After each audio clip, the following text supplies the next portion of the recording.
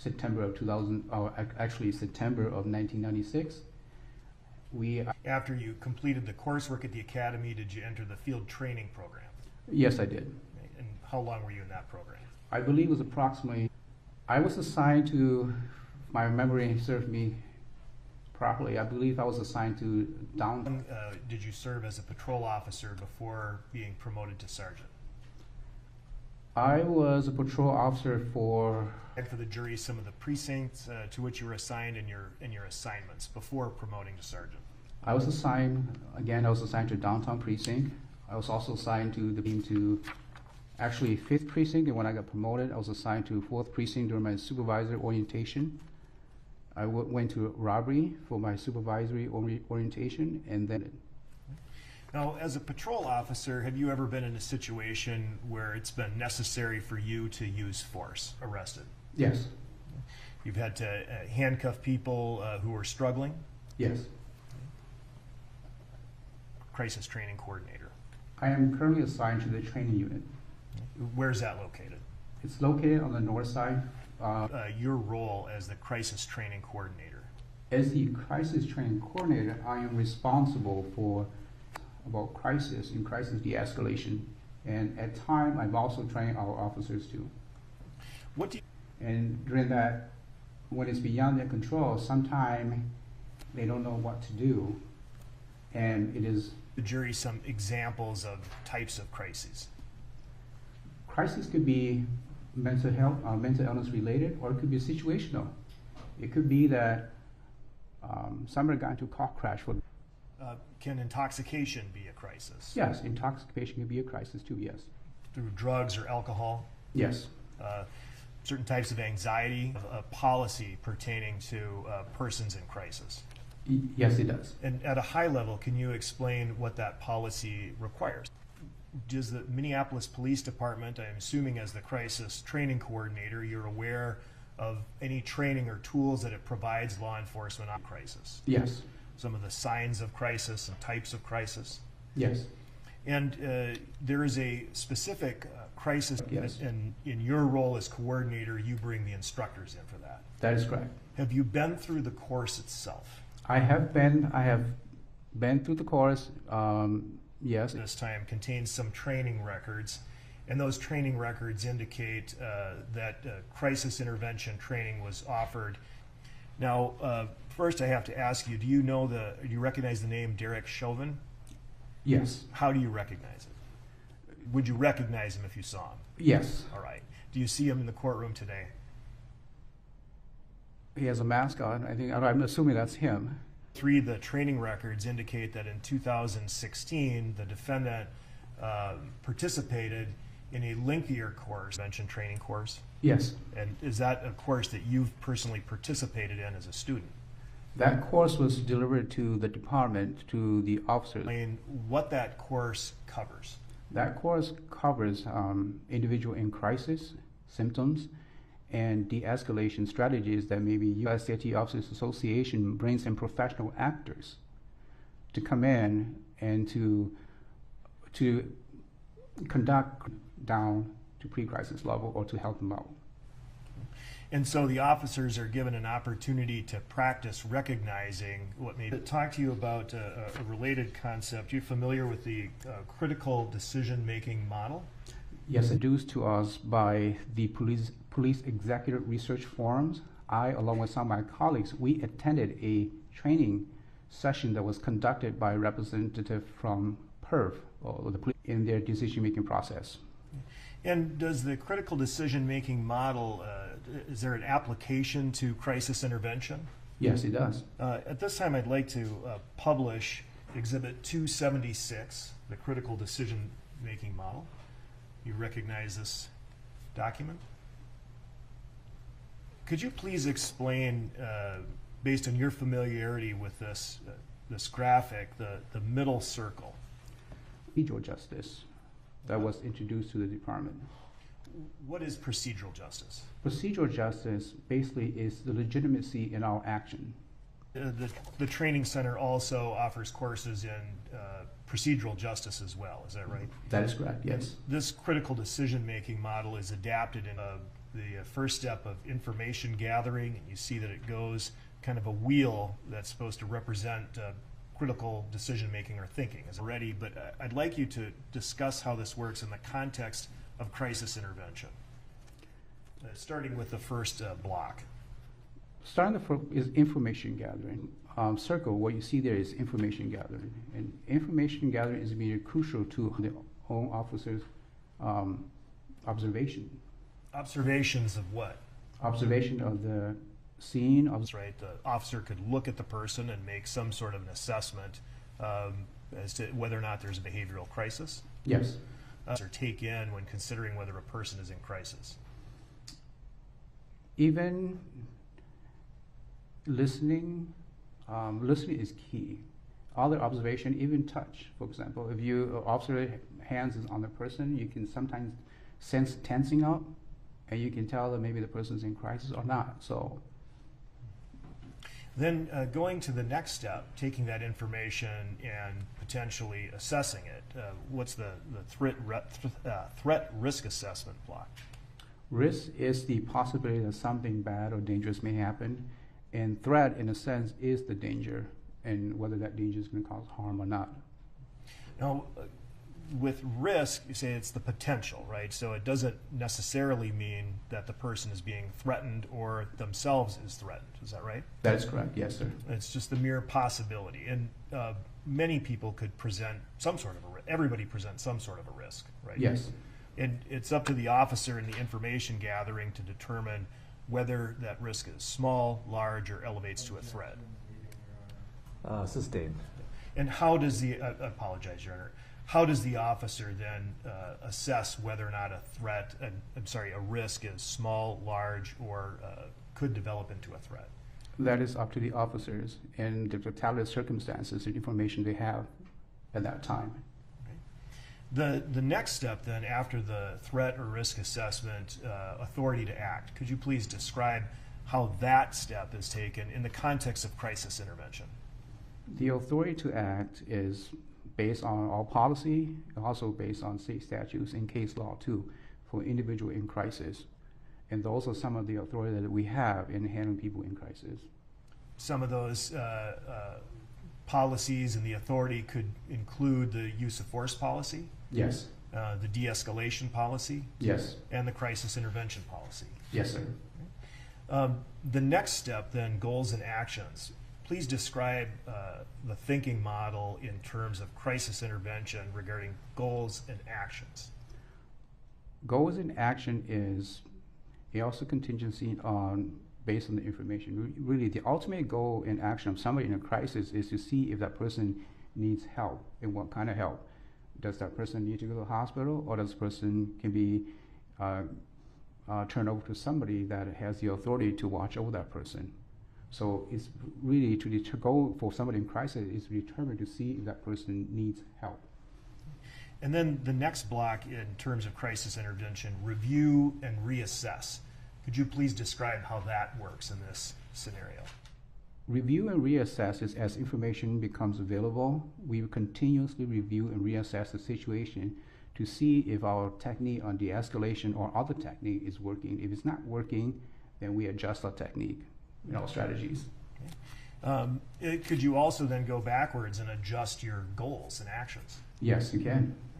So, for example, if initially the goal is to arrest someone, after taking in information, if you determine the person needed medical attention, could you act on that? Yes. And then what would the action be if the person was in need of medical attention? That would be the immediate goal for us. If somebody's in need of medical attention, then we give them medical attention. Okay. And then that would also relate to backwards to the authority to act, is that right? Yes. Looking at the policy, and there's a duty to provide medical attention in the policy, right? Yes. Now, how is this critical decision-making model imparted to Minneapolis police officers in the training program? We believe in the application of these critical decision-making models. So I introduced this model with approval, of course, to the department in 2018. And You know, you've been in the situation where you've had to use force before. You were in the field for a long time. Do you have an assessment as to whether or not this model is useful in the field? I believe it's useful. That is why we introduced this model and introduced it to the officers. And is it practical? It is practical. Yeah, I believe it is practical. And can you explain how so? I mean, some of these situations involving police officers occur fairly quickly. Is that right? That is true. Is it possible for a police officer to use this critical thinking model in the field when when events are unfolding quickly? It is possible. Through rehearsing and reusing this model, it would almost be like, it could be almost like memory. And when we talk about fast evolving situations, I know that they do exist, they do happen, but a lot of the time, converse of that is that a lot of the time, we have the time to slow things down and reevaluate, reassess, and go through this model. Do you provide this training because you believe it works? I will provide this training because I believe it works, yes. Thank you. I have no further questions. Mr. Nelson.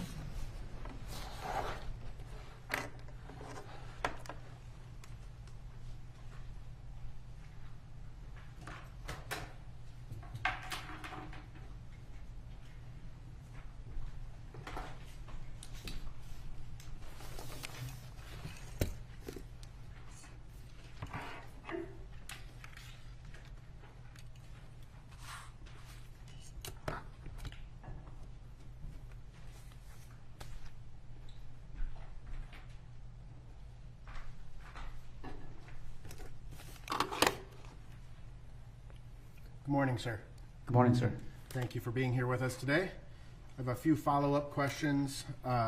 So your role with the Minneapolis Police Department is currently training officers involved in the crisis intervention techniques? That's correct, sir, yes. As well as the critical decision-making model, correct? That's correct, sir. And you assisted the Minneapolis Police Department in developing its policies and procedures surrounding both the crisis intervention technique as well as critical decision-making policies, right? Yes, sir. Right. You said you introduced these policies with the approval from the chief or the higher-ups, right? It has to be approved before we can deliver this training, yes. Right. And these trainings then ultimately helped form some policies of the Minneapolis Police Department. Yes, but not the critical decision-making model. It's not in the policy. Right. But the crisis intervention technique is in the policy. Crisis intervention is in the policy, yes. Okay. So, and you have a long career as a police officer, both in the field and also in the training and investigation units. And so you have your own personal experiences in dealing with people out on the street, right? That's correct, yes, sir. Now, are there situations in your own experience where you've had to use force on someone and other people observing the use of force don't like what you're doing? Yes, sir. Okay. And in fact, I believe you would describe sometimes that the public doesn't understand that police actions can look really bad. That's correct, sir, yes. Right. But they still may be lawful even if they look bad, right? Yes, sir. And part of the whole goal of the crisis intervention technique or policies is to not only deal with the suspect, but also other people who may be watching, correct? That's correct, yes, sir. And so in situations where citizens or bystanders start to congregate and watch what police are doing, you would agree that that could potentially become a crisis for those observers. Potentially, yes. And you train officers in how to deal with those situations, right? That's correct, yes, sir. When we look at the critical decision-making model, not policy, but when we look at the critical decision-making model, that is what you would describe as a rapid, very dynamic model, right? Yes, sir. It's not just focusing on one particular thing, it's assessing many, many things that are happening in the context of an arrest, right? Yes, sir. And some of those things could be the interactions that you're having with citizen observers, right? Yes. And the training that you provide, there are materials that the department maintains, correct? That's correct. So I'm going to ask the court to just display to the witness. I switch this here. What has been marked as Exhibit 122. Do you recognize this to be training materials prepared by the Minneapolis Police Department Crisis Intervention Team? Yes, sir. All right. And so I'm going to just go.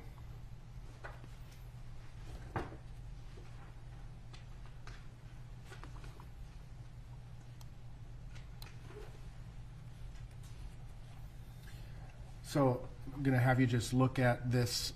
This is the material and the training materials that the crisis intervention team present to the officers in this 40-hour training, right? No, sir. This is the training that you received? This is the training that I created. It wasn't delivered to Chauvin or the other officer.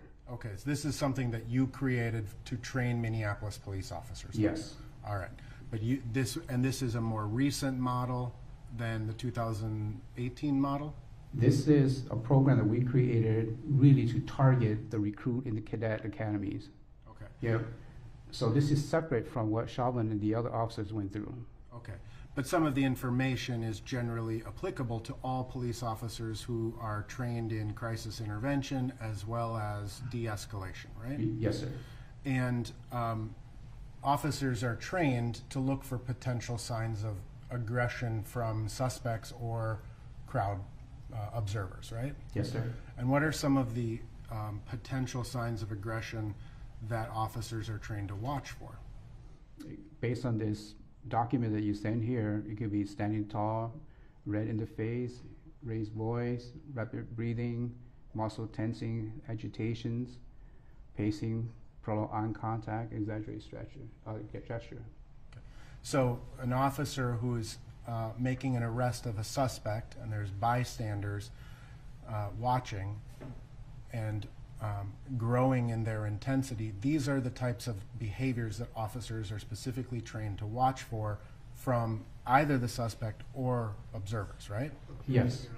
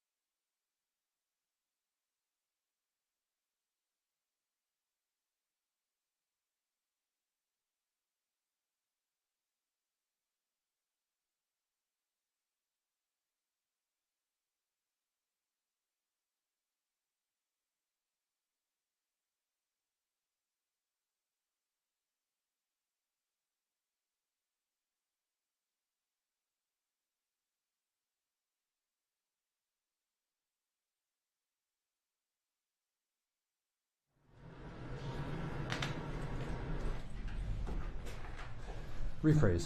Thank you.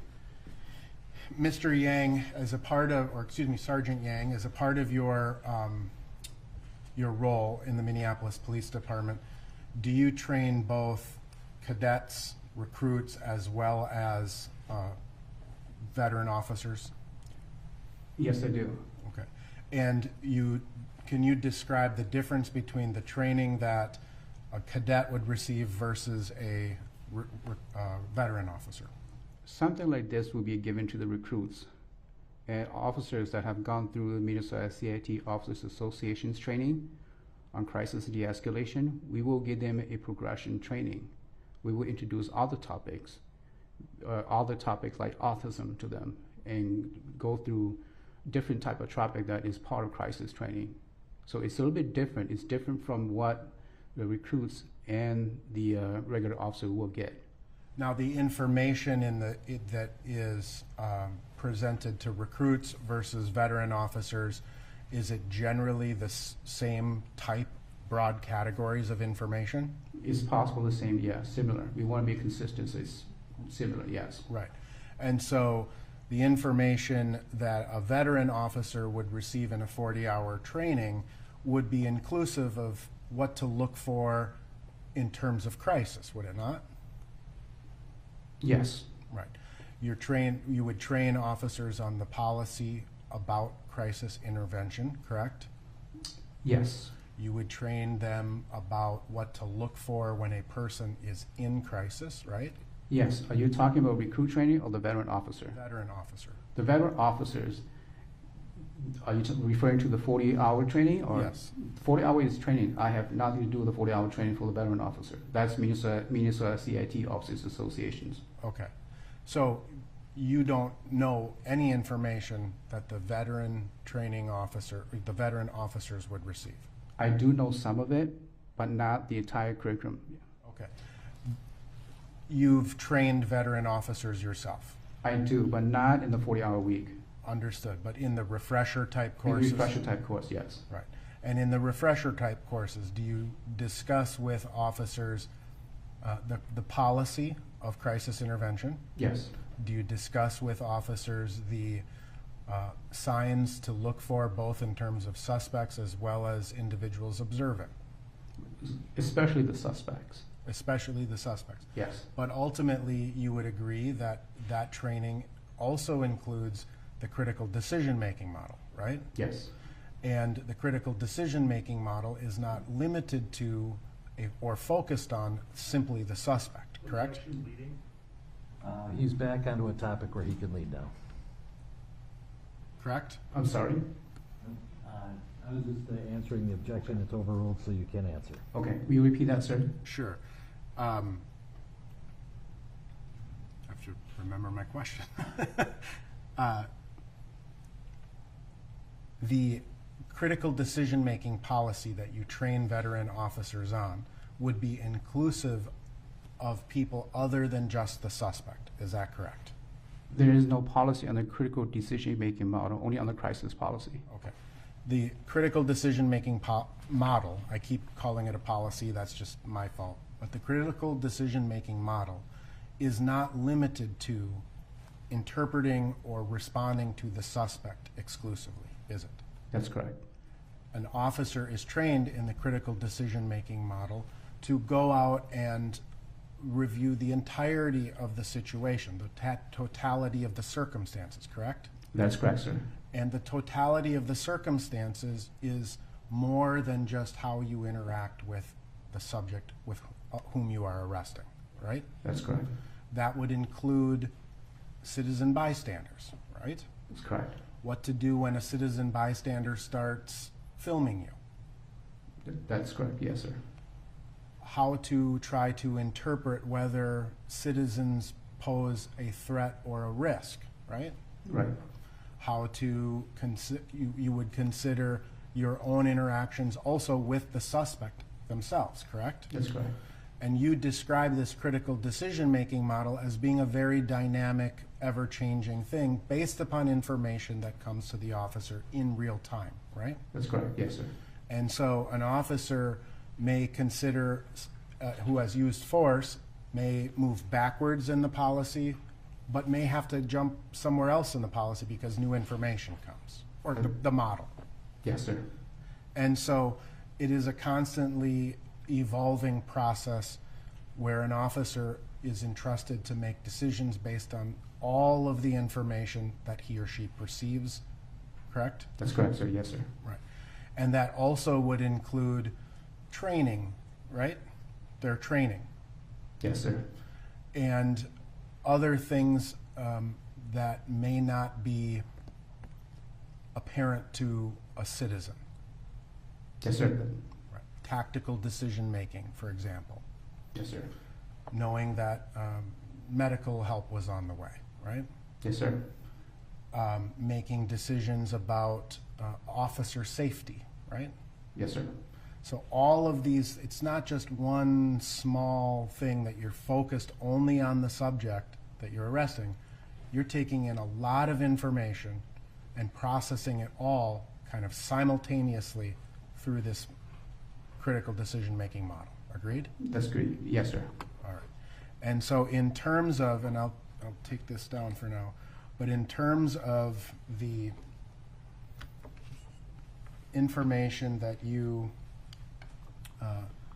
advise or talk to officers, veteran officers about, are how to recognize the signs of someone in crisis, right?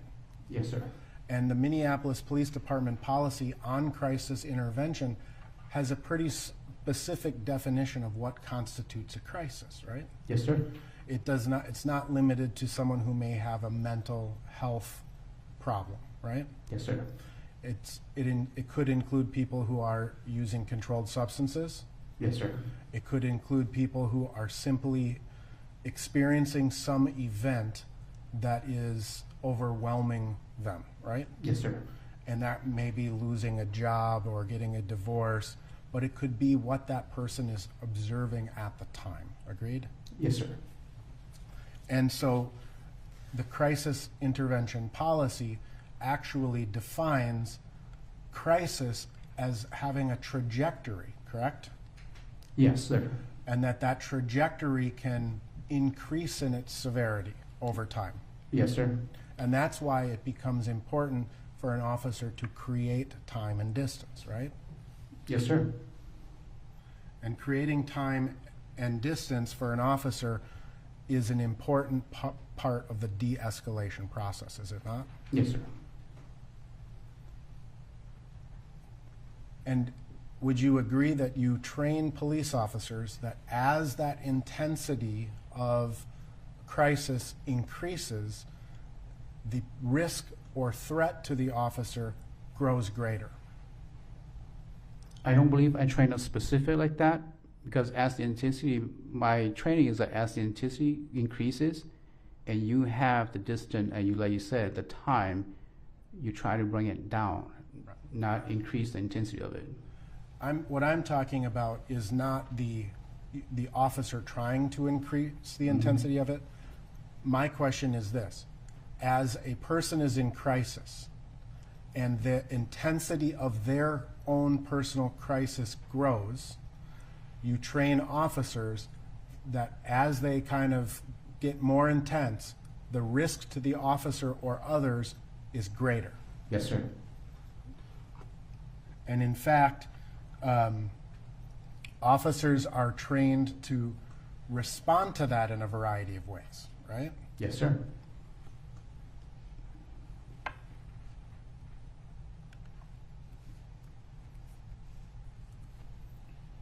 And some of the techniques that the Minneapolis Police Department trains both veterans and recruits would be to have a confidence about them, right? Confidence about them? Right. Yes, sir. An officer should try to appear confident in his or her actions. Yes, sir. They should also try to stay calm, right? Yes, sir. They should try to maintain space, right? Yes. They should speak slowly and softly. Yes, sir. They should avoid staring or eye contact. Yes, sir.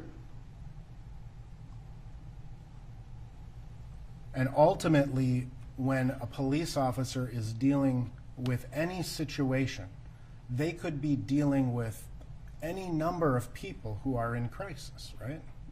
Yes, sir. Right? The subject the arrestee may be in crisis, right? Yes, sir. People who are watching may be in crisis. Yes, sir. Another officer could be in crisis, Yes, sir. right? And an officer has to take all of that in and do this assessment and make a determination as to what his or her next steps would be, right? Yes, sir.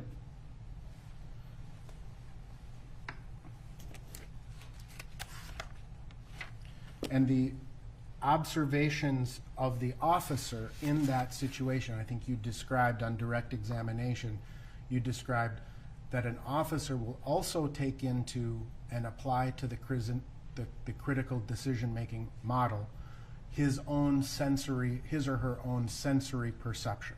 Yes, sir. So the touch of feeling a suspect be tense, right? Yes, sir. Or loose, right? Yes, sir. What they may hear comes into play. Yes, sir.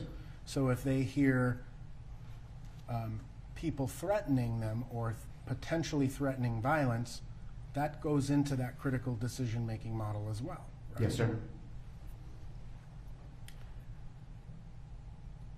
And oftentimes, the scene of an arrested individual is very tense, right? Yes, sir.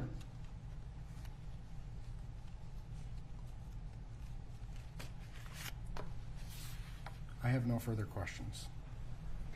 Any redirect?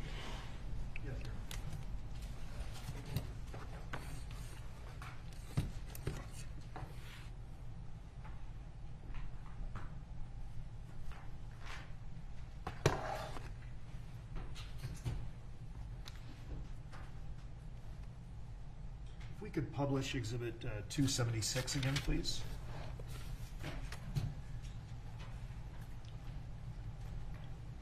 No, we have to.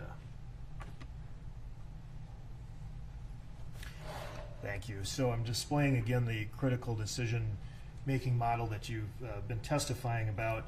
And the thrust of your direct testimony was using this in terms of assessing a person in crisis for the purpose of determining whether or not they needed medical intervention. Is that right? Yes, sir. Now, in discussing this, and I guess relating it to some of the broader force concepts that defense counsel was questioning about, again, all of these things must be taken into account when deciding the next step. Is that right? Yes, sir. And the officer always has to keep in mind their authority to act. That's one of the parts of the model. Is that right? Yes, sir. Now, defense counsel asked you if the officer should just focus on one small thing. And I would like you to make some sort of comment on differentiating between a small thing and a big thing. Because you would agree that something that is a big thing would probably be more important than a small thing, right? It depends on what the big thing is and what the small thing is. Well, for example, if we're looking at assessing somebody's medical condition, right, for the purpose of rendering emergency aid, would that be a big thing or a small thing? That would be a big thing. If then that is contrasted with, say, a 17-year-old filming you with a camera, would that be a big thing, the filming, or a small thing? The film would be a small thing. And so then if you're taking all of the situations, all the circumstances into account, you have a big thing and you have a small thing, you're again looking at your authority to act, and that's policy, right? Yes, sir. And policy would include the policy governing the use of force and that it must be reasonable, correct? Yes, sir. And it would also include, for authority to act, the duty to render medical aid. Is that right? Yes, sir. As the policy is written, correct? Yes, sir. Which includes not only contacting the ambulance, but performing emergency aid like chest compressions or CPR. Yes, sir. Nothing further. Anything further? Briefly, please. Sergeant Yang, in terms of the critical decision-making model, again, you're analyzing all of these things, medical aid, threats from citizens or observers, whether people are recording, what you're seeing, what you're feeling, it all is premised on whether it is safe and feasible to do something, correct? Yes, sir. Nothing further. Anything else? No, Your All right, thank you, Sergeant. You are excused. Thank you, Your Honor. Okay.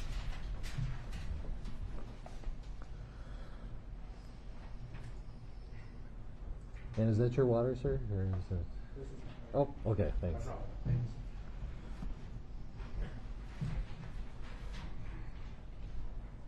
All right, next witness, please.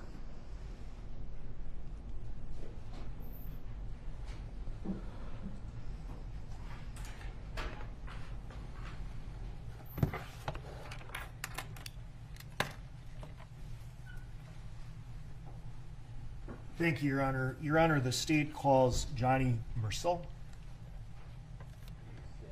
Raise your right hand. You swear or affirm under penalty of perjury that the testimony you're about to give will be the truth and nothing but the truth. Yes, Your Honor. Have a seat, please. Thank you. Yeah. Thank you. You anticipate what I was going to ask you to do. If we could have you state your full name, spell each of your names. Johnny Murtiel, Johnnny. Murtiel is Mercil. Mr. Slisher. Thank you, Your Honor. Sir, how are you employed? With the City of Minneapolis Police Department. Right? And what do you do for the city of Minneapolis? I'm currently on medical leave, but I'm a lieutenant with the Minneapolis Police Department. How long have you been with MPD? Since 1996. I'd like you to tell the jury a little bit about yourself first. Could you share your educational background? Yes, sir. I got a 4-year degree from the University of North Dakota in criminal justice studies. What year? I graduated in 95. And after you graduated from the university, did you get a job in law enforcement right away, or did you go elsewhere? No, sir. I got hired from the Minneapolis Police Department in 1996 and joined the Minneapolis Police Academy. Describe your academy experience. I was a cadet, so we did a combination of the police academy along with college courses to qualify for the Minnesota post test. Did you take and pass the post test? Your Yes, sir. Licensed peace officer? Let's hold on a little bit so we don't talk over each other. Yes, Your Honor. All right, thank you. Yes, sir. All right. After you completed your coursework with the academy, did you go into a field training program? Yes, sir. How long were you in that program? I believe it was about 4 months at that time. Okay. And then you received your first assignment as a police officer, is that right? Yes, sir. Can you please tell the jury what your first assignment was? Where were you and what were your duties? Yes, I was a patrol officer assigned to the 3rd Precinct, which is southeast Minneapolis. And duties were patrolling the streets, answering 911 calls. Okay. How long did you serve as a patrol officer in the 3rd Precinct? Initially for a couple of years, and then I went to the community response team, which is a plainclothes unit. What is it's also referred the community response team? I've heard it called the CRT. Yes, sir. Well, CERT team. CERT team. What does that do? They respond to the local community's concerns about crime, prostitution, drug dealing, gang activity. How long were you with the CERT team? I did that for about 3 years. And then what was your assignment afterwards? From there, I went to the Mounted Patrol unit, and that was technically downtown unit at the time. What does the Mounted Patrol unit do? We patrol on horseback, mainly crowd control. For busy times in Minneapolis, we focused on bar close in downtown Minneapolis. Yeah, how long did you do that? Full time for about 1.5 years, and then I went to patrol in downtown Middle Watch, the precinct. Okay. How long were you in the downtown Middle Watch assignment? I was on downtown Middle Watch until 2006, and then I got promoted to sergeant. In order to be promoted for sergeant, did you take an exam and pass it? Yes, sir. It's a civil service exam along with an assessment center. And after you were selected as sergeant, you received your first assignment? Yes, sir. What was that? I went to the robbery unit in downtown here at City Hall, and then from there